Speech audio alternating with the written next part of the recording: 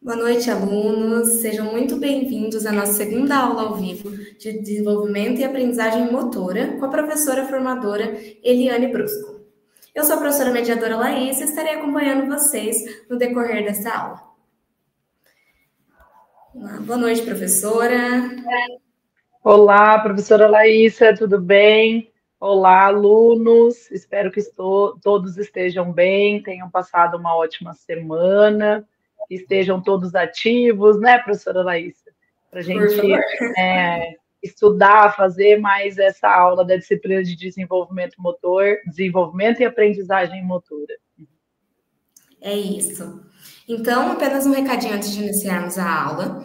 Lembrem que as atividades Tudo 1 e atividade Mapa já está disponível no ambiente de vocês. Então, acessem com antecedência, procurem modelo mapa, olhem com atenção, não deixe para fazer de última hora, tá bom? Para quem está Exatamente. nessa primeira aula, então as perguntas ficaram, né, professora? Tivemos várias perguntas, várias participações muito interessantes. Algumas perguntas ficaram para ser respondidas hoje.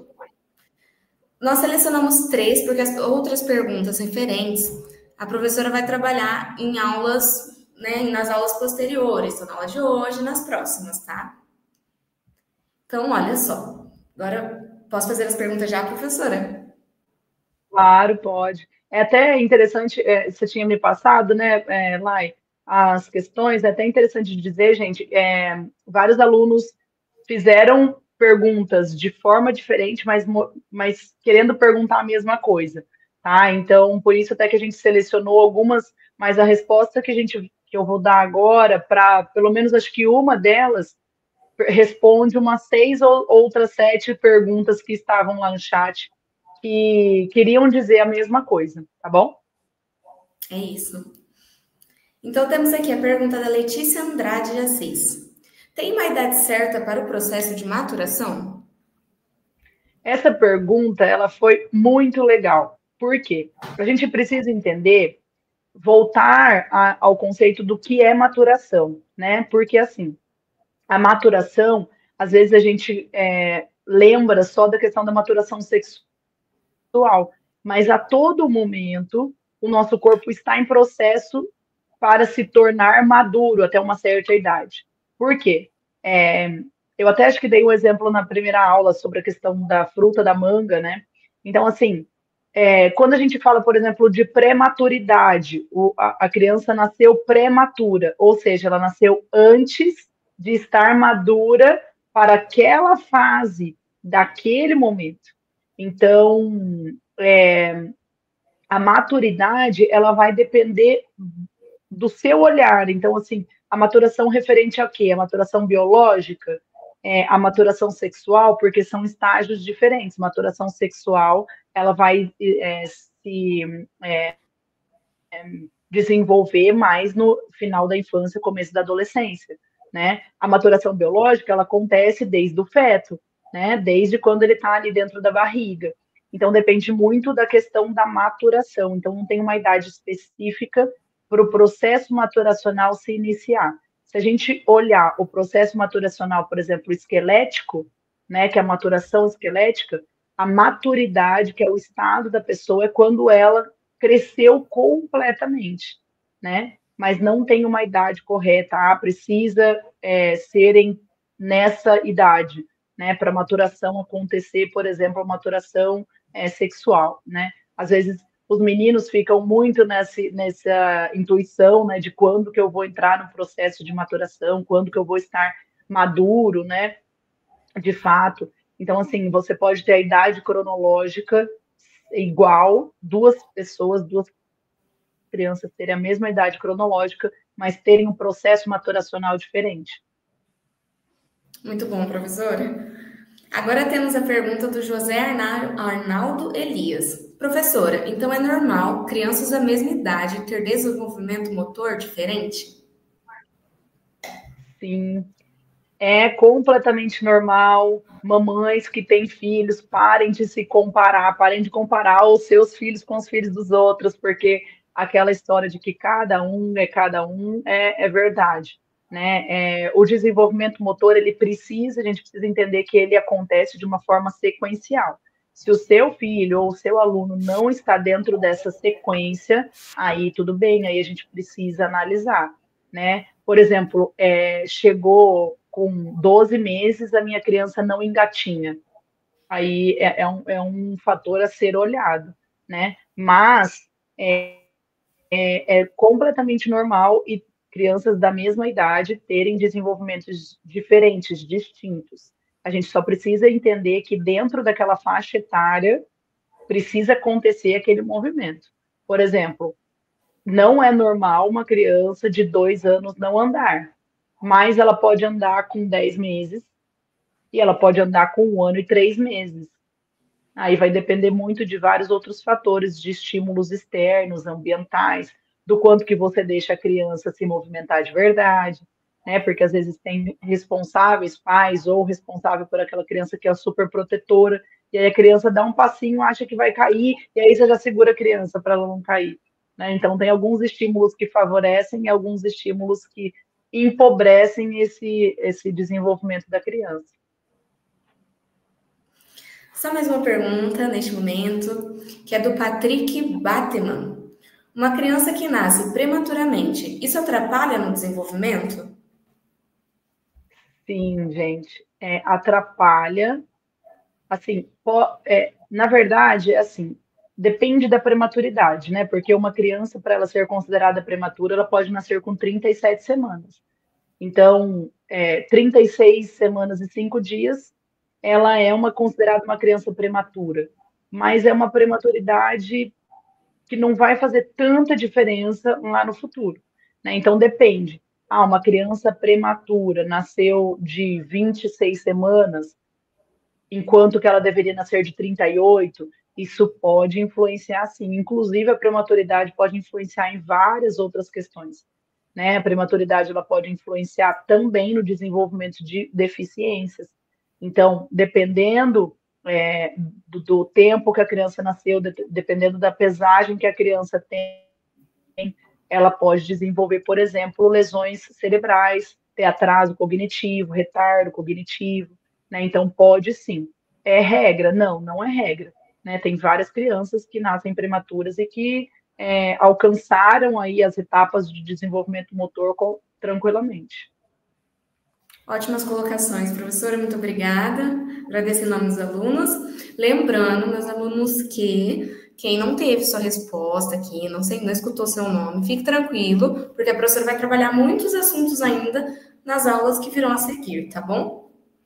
Exatamente, gente. E assim, enviem perguntas. É muito importante esse processo, né, Lá? Aproveitar a nossa aula para participar mesmo, para a gente responder, discutir aqui, né, que é importante mesmo para o aprendizado de vocês. É isso, nós adoramos as participações, né? São ótimas, professora. É, É isso. Professora, se quiser iniciar a vamos lá, apresentação. então, gente. Tá, eu vou compartilhar aqui a minha tela. Mas você só, por favor, me dê um ok, ver se você consegue ver os slides. E aí, a partir de agora, eu estou vendo o slide completo. Você consegue ver? Sim, está certinho. Perfeito, gente. Então, nós vamos retomar um pouquinho da aula passada, né, sobre fases do reflexo, que a gente tem reflexos primitivos e os posturais. A gente viu um pouquinho sobre os primitivos, ou seja, os primitivos correspondem à sobrevivência, à proteção da criança mesmo. E aí a gente parou na fase dos movimentos reflexos posturais, né, que também são movimentos involuntários, né, porque essa ação ela é automatizada pelo sistema nervoso, mas que estão voltadas então às questões posturais, né, de dispositivos de testes neuromotores, ou seja, os reflexos posturais, eles vão estar intimamente relacionados com mecanismos de estabilidade, locomoção e manipulação. Essas são as capacidades de movimento que você vai encontrar, por exemplo, no seu livro didático. O que é estabilidade, locomoção e manipulação? Que daqui para frente a gente vai ter em todos os estágios e fases do desenvolvimento motor. Estabilidade, ela vai corresponder à questão do equilíbrio, o quão estável eu estou nesse solo, né? Então, por exemplo, estabilidade, pensem uma criança tentar se equilibrar para se manter ou ficar em pé. Então, todos os movimentos que tendem a voltar a um equilíbrio, a gente vai responder ele, está associando ele aos mecanismos de movimento de estabilidade. Locomoção é tudo aquilo que a criança tenta se locomover de um lado para o outro, né? Então, assim, a partir do momento em que ela rola, uma capacidade de movimento de locomoção. Ela rola e ela sai da onde ela se encontra, né? A partir do momento em que ela engatinha, ou seja, sai do estado, do local onde ela se encontra para ir para outro lugar, também é uma capacidade de movimento de locomoção. E a manipulação é tudo aquilo que eu consigo manipular, né, com as mãos. Então, segurar objetos. Para nós, né, para as crianças de 2, 3 anos, é muito normal a gente conseguir segurar um objeto. Eu conseguir fazer essa pega, né? Mas para um bebezinho, isso não é normal. Ele não tem força, ele não tem o controle voluntário daquele movimento no estágio, né, na fase de movimento reflexo. E aí, com o decorrer do desenvolvimento dos estágios do movimento motor, ele consegue fazer essas questões de manipulação, tá? Então, esse controle, essa fase dos reflexos posturais é que vai iniciar o controle consciente da criança, que é o controle de engatinhar e de andar inicialmente.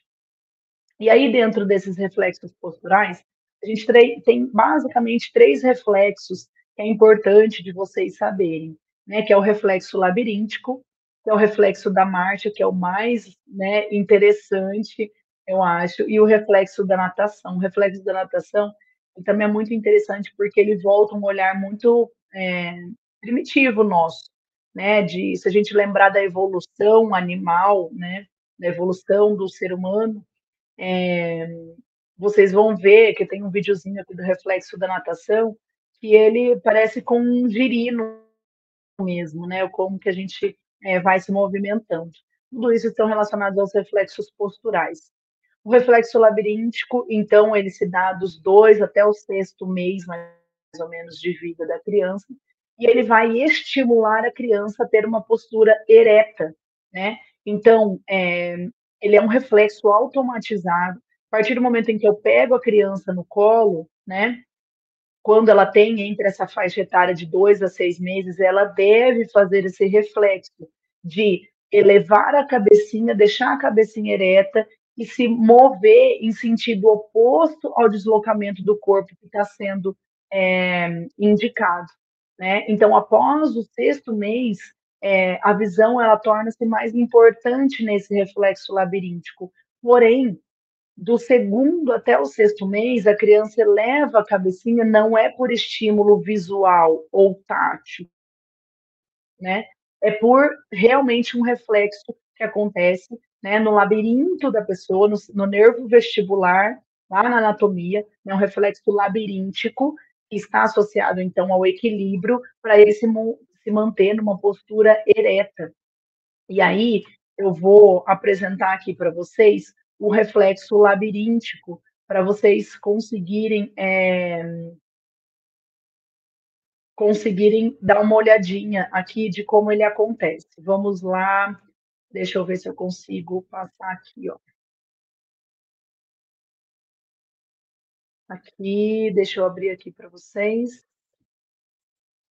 E aí vocês me confirmem se vocês conseguem ver. Está conseguindo ver, professora Laís? No YouTube? Professora, tudo certo? Tudo certo? Perfeito. Sim. Então, esse aqui é o reflexo labiríntico, tá? Ele pode desenvolver desde o segundo. Percebam só, a criança é jogada para baixo, né? Por mais que eu abaixe a cabeça da criança, faça abaixar a cabeça da criança, ela automaticamente se eleva o corpinho reto, né? Então, novamente aqui para vocês verem, ó. Então, ele está tentando empurrar a cabeça da criança para baixo e o reflexo é automático, ela empurra a cabecinha para frente como se ela quisesse enxergar alguma coisa. E, na verdade, é pura e simplesmente um reflexo automatizado. tá? O reflexo da marcha. Esse reflexo da marcha é interessantíssimo porque, apesar da criança não saber ainda andar, não ter a estabilidade, não ter a questão da força, né, nos membros inferiores, e eu seguro a criancinha em pezinho, automaticamente ela mexe os pezinhos como se fosse andar, marchar, né? Então, esse reflexo que a criança tem, ela tem desde o nascimento, e isso pode se manter até o quinto ou o sexto mês. E é importantíssimo que isso aconteça, porque significa que o cognitivo da criança está se desenvolvendo corretamente. E esse reflexo, ele é o precursor do movimento da marcha, de andar, né? Então, ele é semelhante ao caminhar da criança, da criança.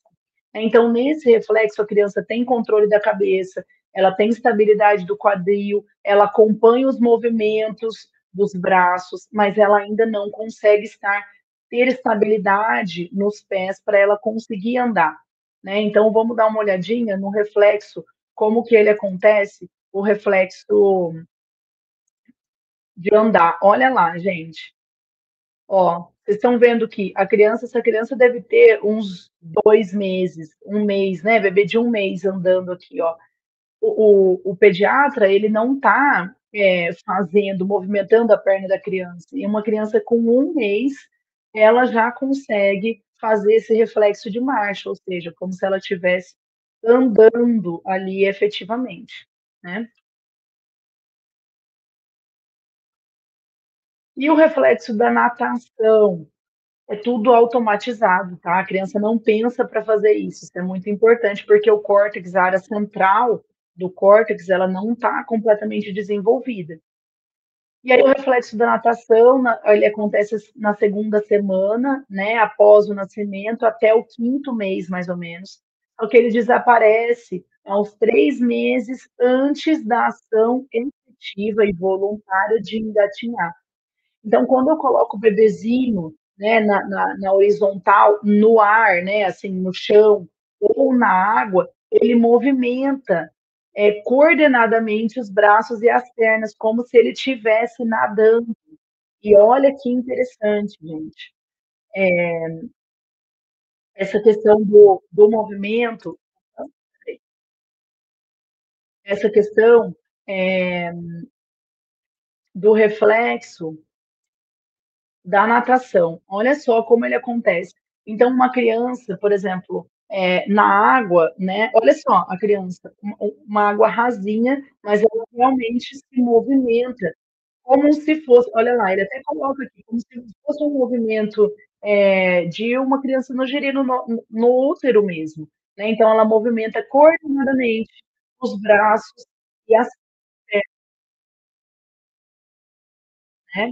Esse também é o movimento quando a gente é um fetozinho, um menino mesmo, tem aí 2, 3 semanas de vida, tá?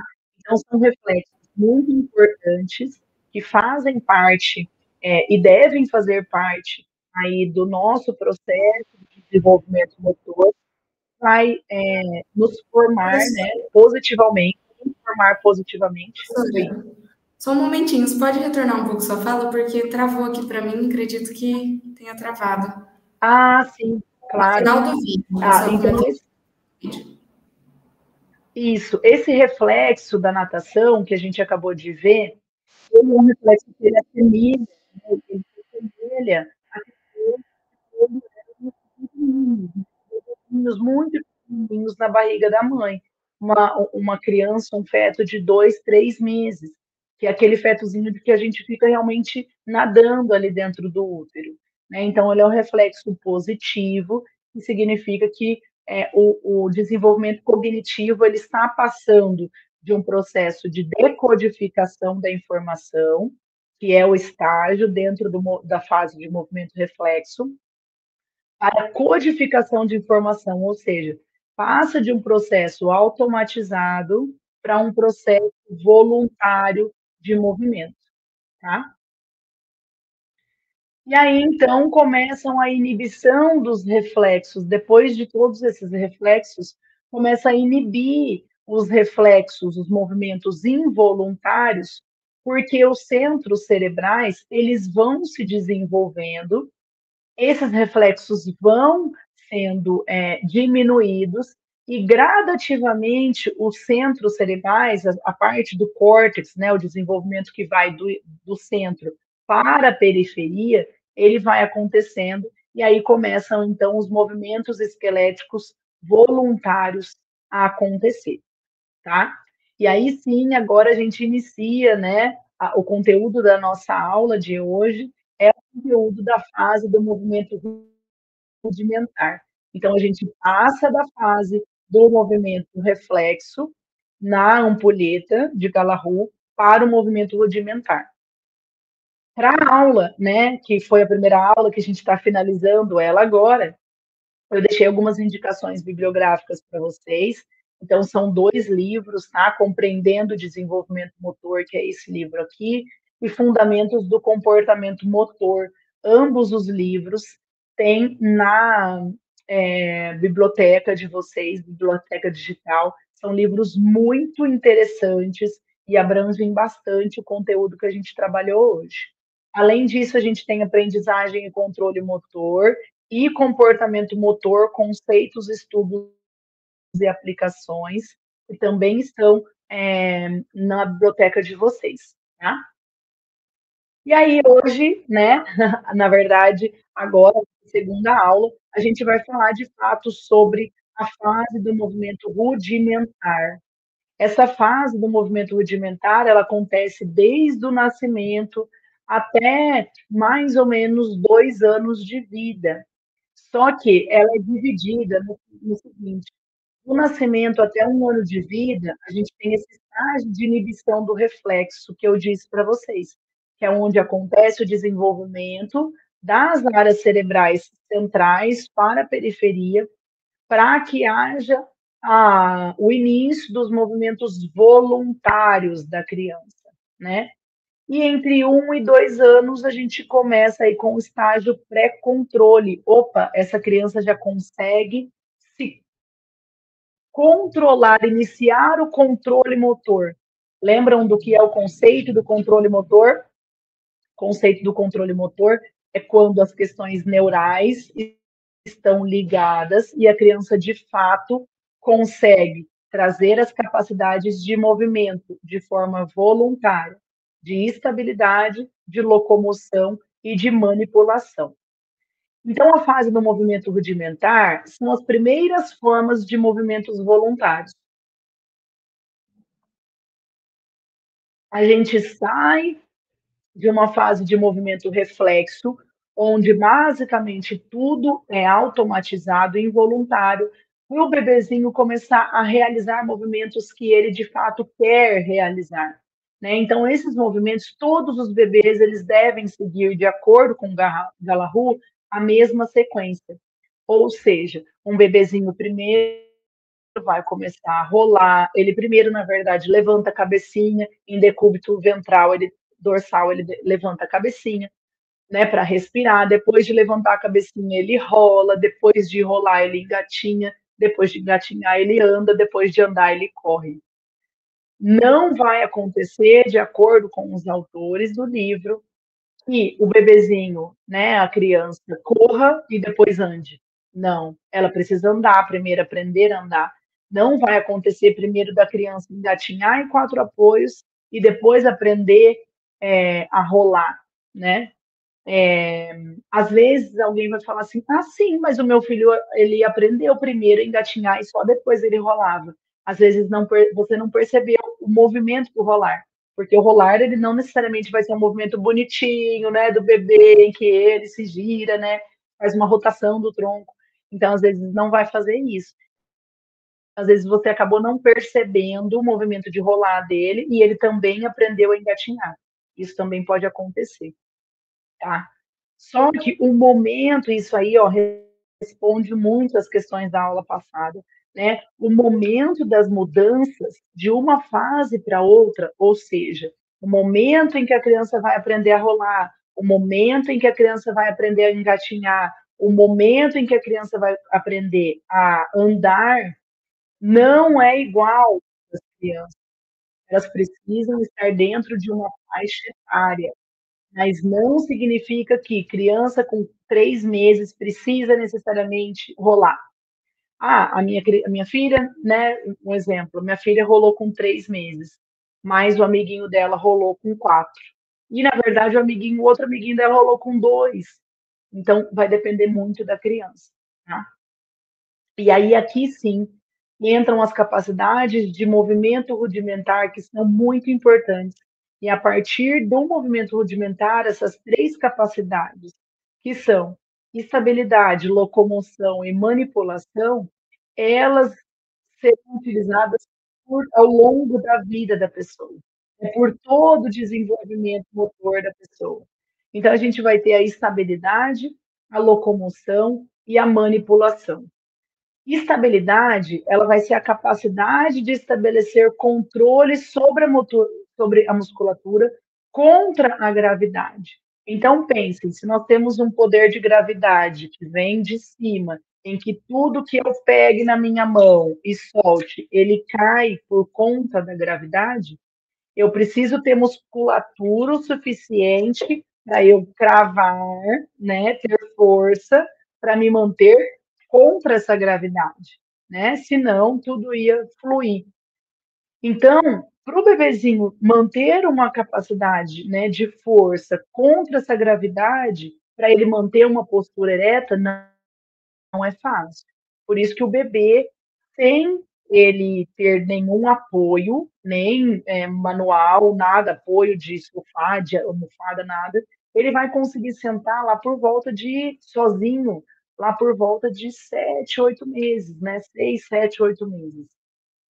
Então, essa estabilidade é sempre eu manter a musculatura contra a força de gravidade para eu conseguir manter uma postura ereta, como esse bebezinho bonitinho aqui está mantendo a postura, né, da coluna aqui ereta, retinha, né? Então, para ele manter essa postura aqui, ele precisa controlar a cabeça e o pescoço, a cabeça cai, percebem, né? A cabeça pode cair. Para eu manter a minha cabeça reta aqui, eu preciso ter uma estabilidade da minha coluna vertebral. Controle do tronco e da posição sentada, né? Porque até essa faixa etária aqui, as crianças, se vocês senta a criança, o bebezinho, ela tomba para frente, ou tomba para o lado, ou tomba para um outro lado.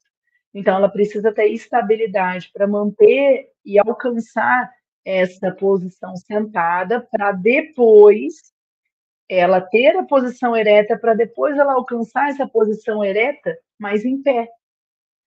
Muito difícil da criança conseguir, muito difícil não, não acontece de acordo com Galahu, a criança se manter em pés, apoiando, segurando, ou seja, na postura ereta, e ainda não sentou e se manteve na posição ereta. Isso não acontece. Por isso que dentro dessa faixa etária, dentro dessa fase do movimento rudimentar, a gente fala que há uma sequência a ser seguida.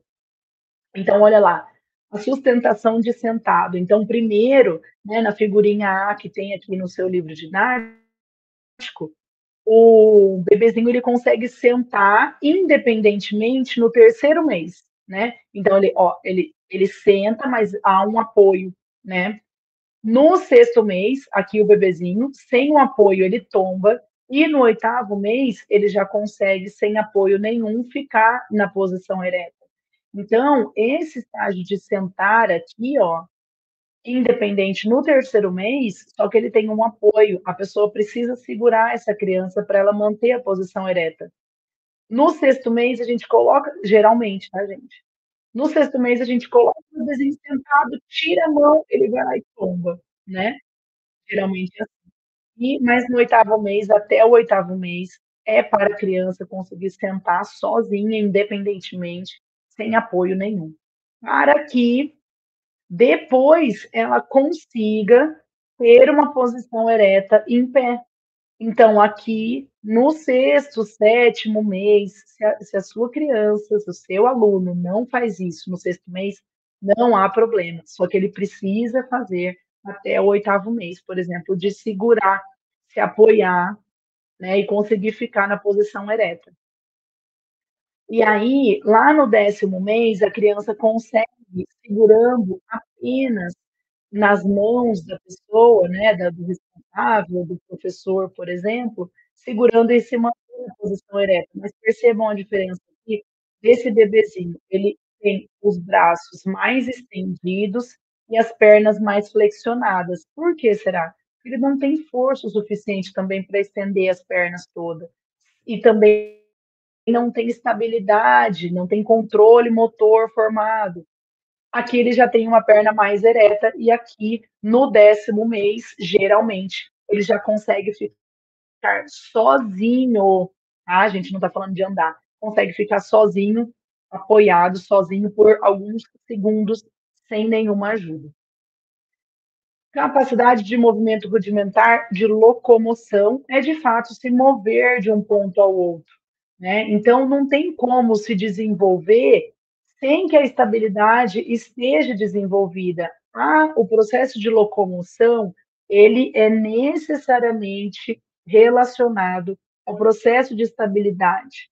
Por quê? A criança não consegue rastejar, engatinhar, caminhar se ela não tiver uma estabilidade da coluna ereta, por exemplo. Né? Então, assim, às vezes a criança ela pode até ficar sentadinha de forma ereta, né? Juntamente com a questão do engatinhar. Então, a locomoção ela sempre está interligada com o processo de estabilidade. A criança precisa ter um mínimo de capacidade de movimento, de estabilidade desenvolvida para ela conseguir se rastejar e puxando o tapete e puxando o chão, ou engatinhar e depois caminhar. E aí, aqui, por exemplo, né, na figura A aqui, a criança está rastejando. Ela tá de barriguinha para baixo e ela vai puxando, literalmente. Tem criança que faz assim, né? Rasteja bastante, não engatinha. E aí, na fase B, né, ela já pula, então, de rastejar para engatinhar em 4 apoios. E ela consegue engatinhar aqui. Então, geralmente, o que que acontece? A criança, ela rasteja, ela se arrasta, né, entre os 4, 5, 6 meses de vida. E o engatinhar geralmente acontece de 9 a 11 meses e caminhar de 11 a 15 meses.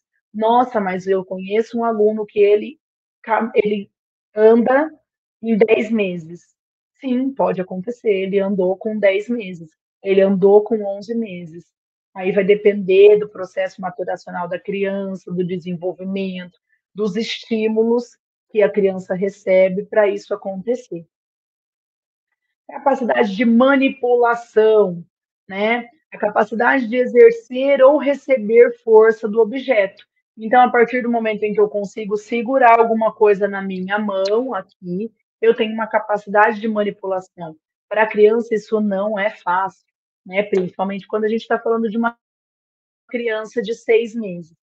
E aí, por isso que muitas vezes, e é até interessante de falar, quem tem contato com crianças nessa idade, né, de 6 meses, 7, 8 meses, até uns 10 meses mais ou menos, até perde um pouco de paciência, né? A criança, ela pega uma coisa na mão, quando ela consegue a capacidade de alcançar, de pegar e de soltar, ela pega o objeto na mão e ela vai lá e abre o objeto e vê o objeto caindo. Não tenho nada aqui para que não faça barulho para vocês. Né? Então, vamos supor assim, ó, a criança pega, por exemplo, um objeto, ela olha que ela está conseguindo pegar aquele objeto e aí, de repente, ela abre a mão para o objeto cair. E ela faz aquele movimento de novo e abre a mão para o objeto cair e faz o movimento. Por que que isso acontece? Porque ela está aprendendo, olha, se eu abro a minha mão, esse objeto vai cair.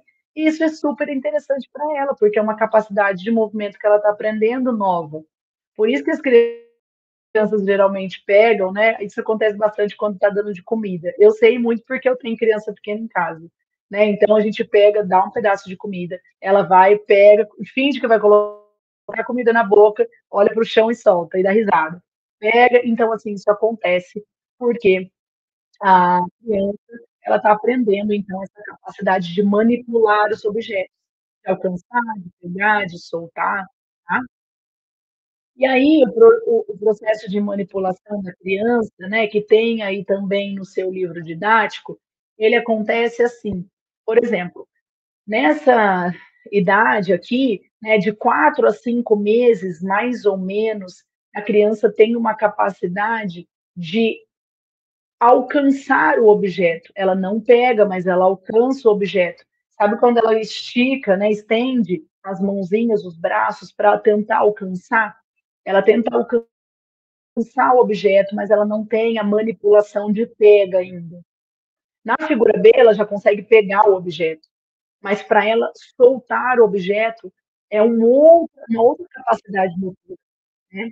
Então, a pega, né, pegar e alcançar e pegar o objeto, ela pode desenvolver essa habilidade até os 14 meses, de 5 a 14 meses.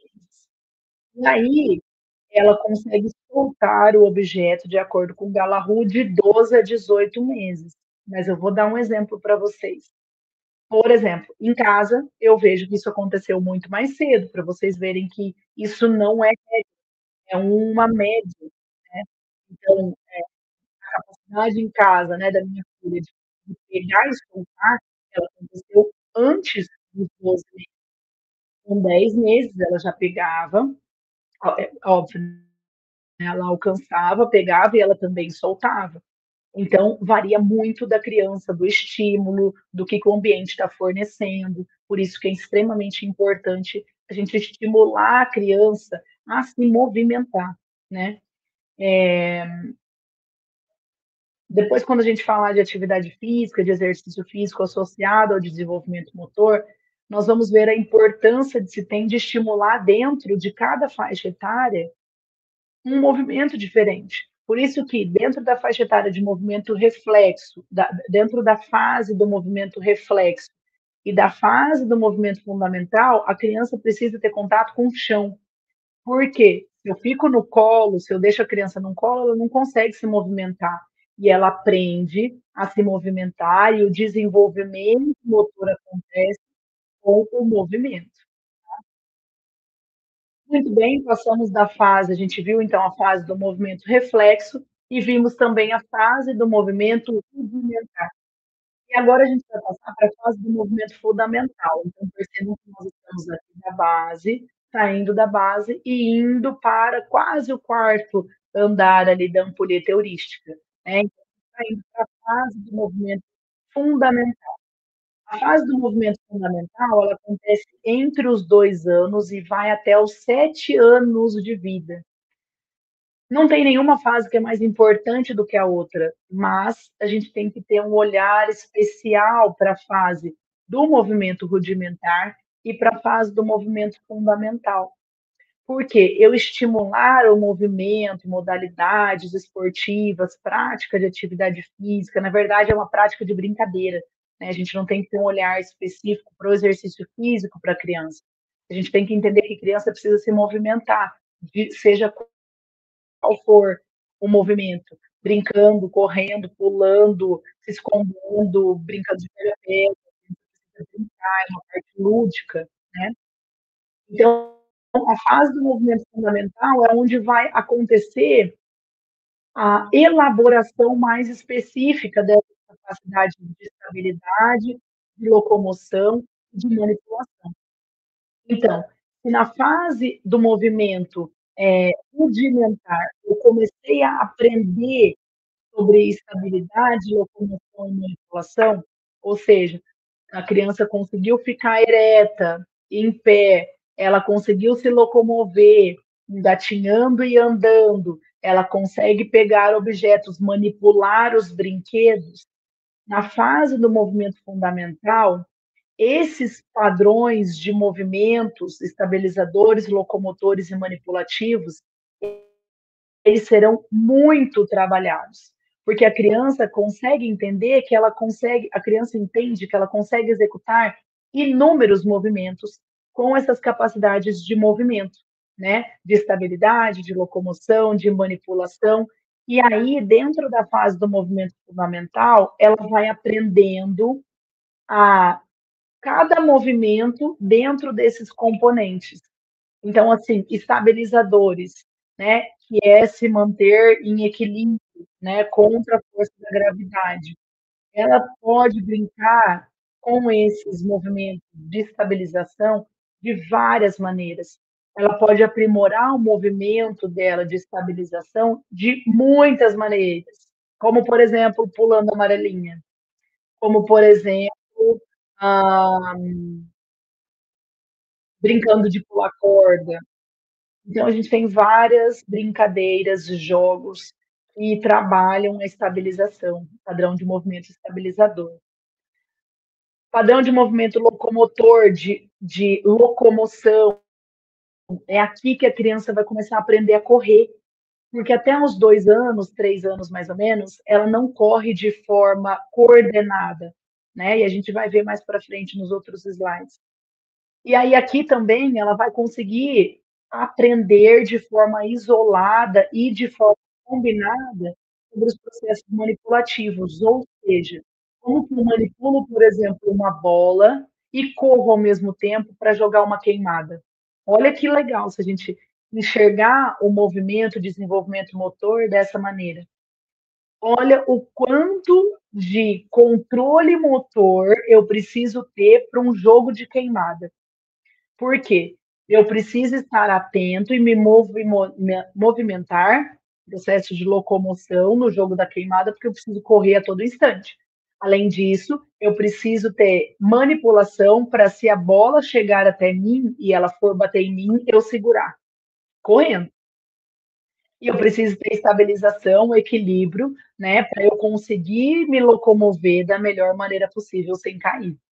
Então, é muito interessante, né. Então, a fase do movimento fundamental, que são os estabilizadores, os locomotores e os manipulativos, a gente tem a divisão de algumas questões relacionadas, então, a cada capacidade de movimento. Então, dentro da capacidade de estabilização, a gente tem, por exemplo, o equilíbrio dinâmico, nós temos o equilíbrio estático, nós temos os movimentos axiais, que são movimentos que eu faço que trabalham a capacidade de estabilização, né? Movimentos, equilíbrios que trabalham a capacidade de estabilização. E lembrando que eu não preciso trabalhar de forma isolada, né? Como está aqui, por exemplo, nesse desenho, que a criança está tentando se equilibrar numa prancha. Eu posso ter movimento de estabilização, né? Ter equilíbrio dinâmico, por exemplo, que é um equilíbrio que não está parado, ele está em movimento. Dentro das questões locomotoras, né, da capacidade de locomoção, eu tenho, por exemplo, o andar, que eu aprendo a andar de forma coordenada dentro da fase do movimento fundamental. Até então, a criança anda de forma rápida, por exemplo, até 2 anos a criança sabe andar, ela deve saber andar, mas ela não anda de forma coordenada, com os braços e as pernas em movimentos, eh repetidos, né. Então aqui, no processo de locomoção, ela vai aprender a andar de forma sequencial, coordenada, a correr de forma coordenada também. A criança aprende aqui a saltar. Até os 2 anos a criança não consegue saltar e ter a estabilização de cair, por exemplo, com os 2 pés no chão. E aprender também o saltito, perdão. E no processo de manipulação, manipulativos, ela consegue alcançar, consegue segurar, consegue soltar, mas ela também lançar uma bola, chutar uma bola, receber a bola, pegar a bola, né, passar a bola. Então é por isso que dentro da fase do movimento fundamental é muito importante que a criança tenha acesso ou comece alguma modalidade esportiva. Por quê? Porque são nas modalidades esportivas em que ela vai trabalhar, ela vai conseguir se desenvolver aí, dentro dessas capacidades de movimento, né. Tudo certo por aí, professora Lai? Tudo certo, professora. Então vamos continuar. Bom, o que é extremamente importante de vocês saberem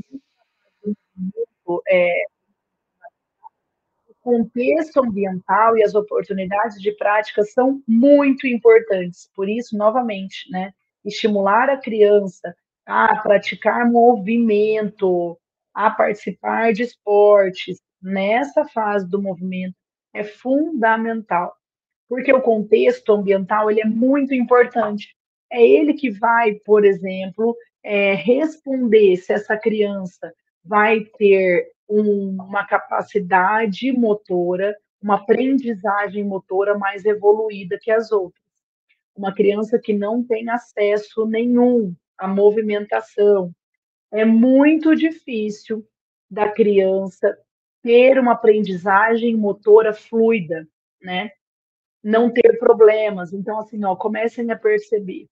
A criança, o pré-adolescente, final da infância, começo da adolescência, comecem a notar se o seu aluno, futuro aluno, se o seu irmão, se o seu primo, que tem a faixa etária de 12, 13 anos, odeia a educação física. Pergunte para ele se ele, de fato, quando ele tinha 5, 6, 7, 8 anos, ele teve acesso a se movimentar.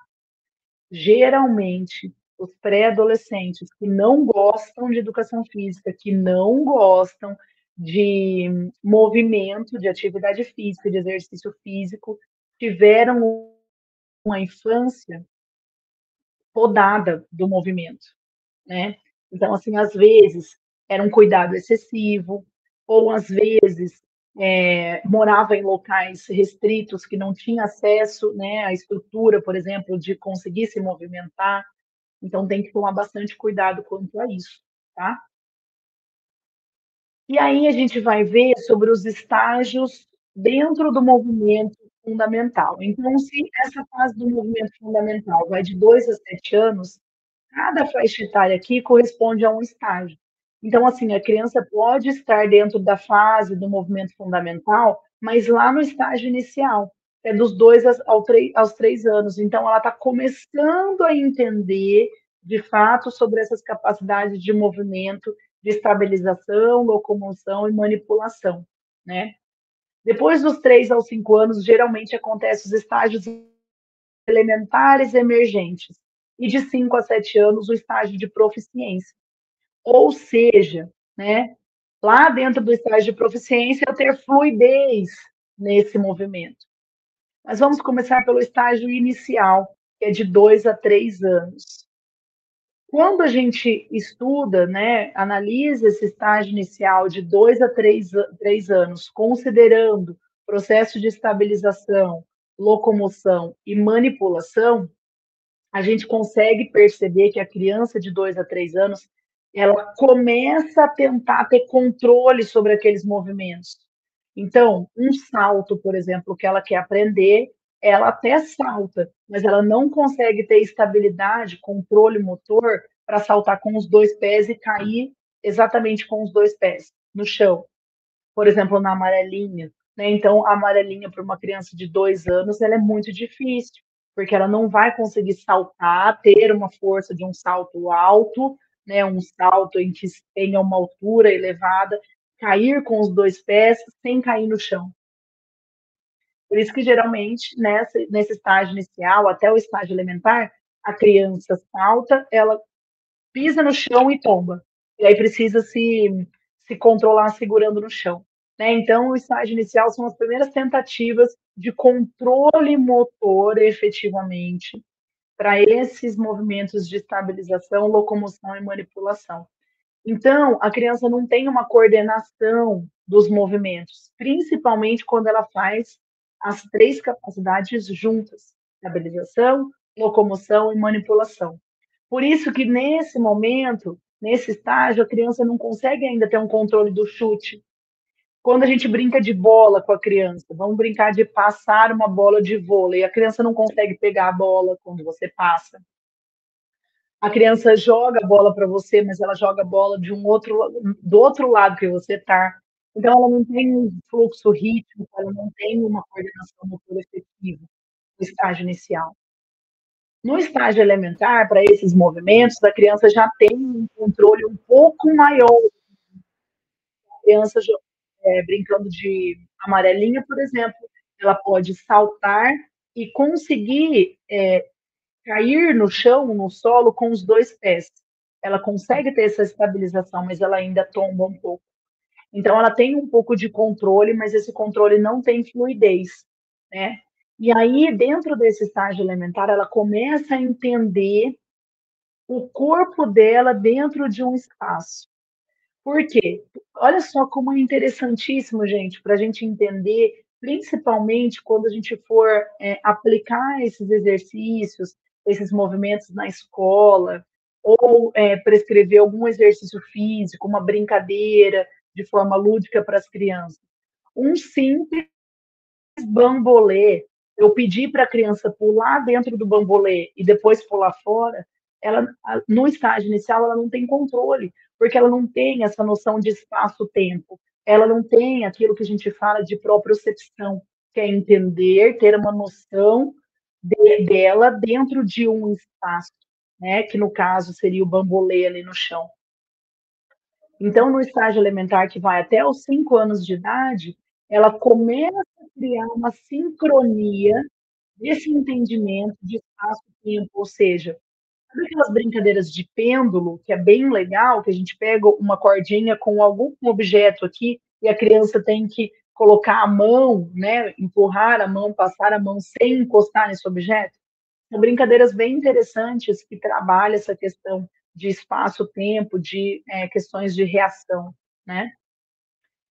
E o estágio de proficiência dentro dos movimentos fundamentais é aquele estágio que acontece de 5 aos 7 anos, que a criança tem um nível muito bom de controle e fluidez do movimento, né? Então, a criança consegue executar a estabilização, locomoção e manipulação de forma combinada e controlada. Então, aqui, por exemplo, as meninas elas começam a fazer GR, né, começam a fazer balé, elas têm uma fluidez um pouco maior, mais controlada, têm coordenação motora muito mais efetiva nessa idade. Por isso que é muito importante as crianças terem acessos a movimentos, a movimentação efetivamente, tá? E aí, para a gente finalizar, que eu acho que o meu tempo está dando, né, professora Laísa? Olha eu falando sozinha. Está sim, professora. Ó, já passamos um Então, eu pouquinho. vou passar. Ah, tá. Isso, eu vou rapidinho, então, aqui, para mostrar para vocês quais são os movimentos fundamentais dentro de cada estágio. Só para vocês terem noção. Por exemplo, o equilíbrio dinâmico na caminhada. Olha a diferença que a gente tem de uma criança que está no estágio inicial do movimento fundamental. Ela não tem controle de mãos e pernas, né? Coordenação. Então, às vezes, a mão dela, as mãozinhas dela, os braços, na verdade, eles sempre continuam semiflexionados e para cima, e ela faz esse movimento de caminhada. No estágio elementar, os bracinhos dela já vão para baixo, ó, então ela começa a ter uma sincronia entre braços e pernas. Só que o braço ele não tem um movimento de balanço e amplitude.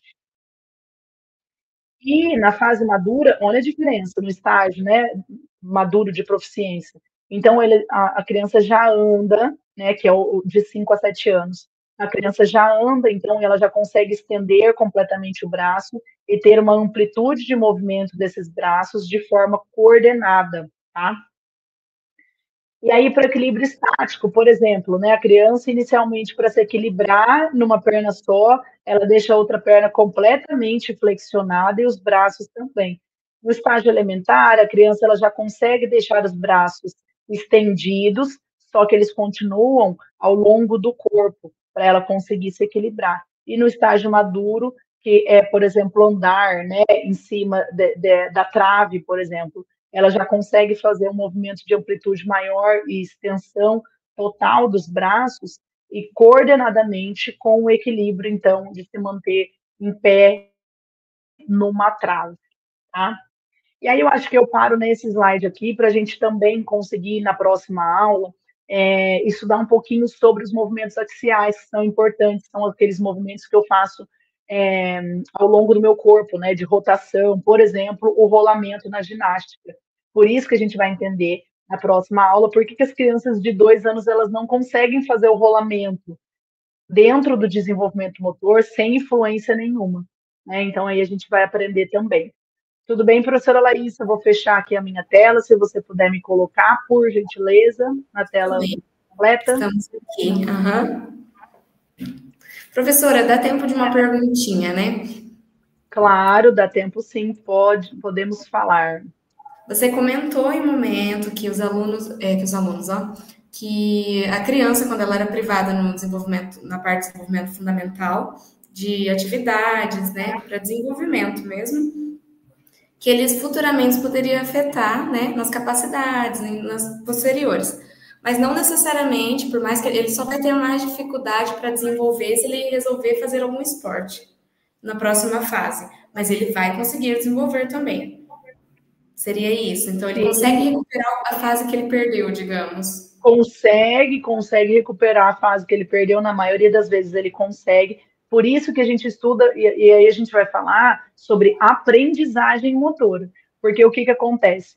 Quando eu tenho um desenvolvimento motor empobrecido, não significa que ele não acontece. Ele acontece, mas ele demora mais para acontecer. Mas ele vai acontecer. Então, na aprendizagem motora é a mesma coisa, né? Então, assim, às vezes a gente se pergunta, meu Deus, ela consegue com tanta mais facilidade do que eu, por quê? Porque às vezes o passado dela foi mais estimulado do que o seu passado. Mas não significa que você não vai conseguir chegar.